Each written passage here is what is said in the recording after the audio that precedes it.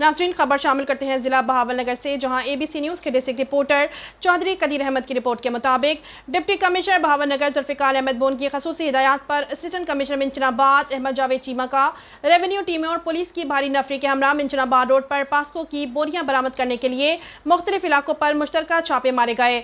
मिंचनाबाद से POCSO centre की गैर कानूनी तरीके से भरी हुई ट्रकों पर गंदम से भरी बोरियां बरामद कर ली गई। ट्रकों पर मौजूद गंदम और बोरियों को जब्त कर लिया गया। ट्रक ड्राइवर को गिरफ्तार करके मुतलका मुलविस मलकान के खिलाफ FIR का इंदराज भी किया गया। किसानों का इस्तेहसाल करने वाले नासिर के खिलाफ सख्त कार्रवाई का फैसला किया है। ऐसे नासिर के खिलाफ क्रैकडाउन जारी रहेगा।